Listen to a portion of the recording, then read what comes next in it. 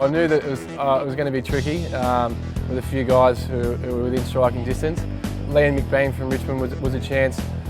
He's been in some pretty good form and playing Footscray. I was trying to think back in my head who were the defenders that go on him, but yeah, I didn't think too much into it, but yeah, I thought maybe he would be a pretty big threat.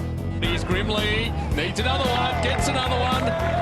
That's 2 for him. Yep. Just keep adding it to the total. I saw he kicked 7 or 6 the week before, and I saw he was a few goals behind, but I didn't think he'd kick a bag and you know, come from nowhere like he did. To be honest, I didn't know. A lot of the boys have been getting into me about, you know, you knew what you had to kick and whatnot, but I actually had no idea how many goals I had to kick. I wanted it that way because otherwise I'd been thinking about it and maybe could have got a bit selfish.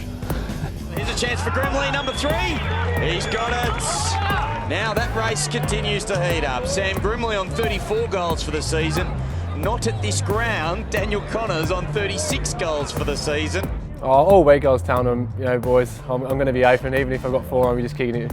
No, I didn't really. I sort of said to them, make sure we don't focus on me. We just go out there and try and get the points, and we did. We played really well, and as you can see by the results, we had a vast amount of goal kickers, and we all shared the load. Here's Grimley, race for Frosty, another one! Co-leader with Dan Connors. Sort of finished the third quarter with about 2 minutes to go and went into the huddle, and one of the coaches said to me with a smile, Grimley kicked 7 and he's even with you now, and I'd already been told by Gary that I'd sort of finished for the day and I wasn't going to play the last quarter. I didn't know that. Connors looks to be in trouble with a hamstring injury. Wow, that is big news, and it'll mean that if Grimley takes the mark, he is currently the equal leader with Daniel Connors with 37 goals.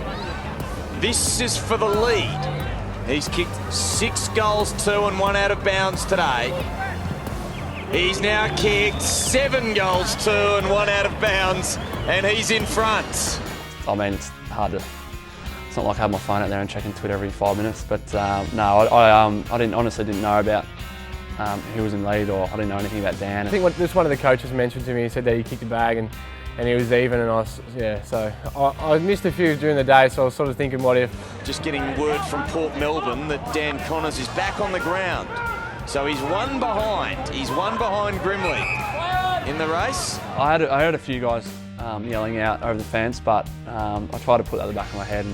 And, yeah, late in the game I was playing out there with Ryan Shawmakers, and he asked me if I wanted to go high deep, and I did say I'll play deep for the last bit just to try and snag a few more. I think I spy Sam Grimley on the bench. Phil, you need to get a message to the Box Hill team that Dan Connors is back on the ground at Port Melbourne, but still in front at the moment.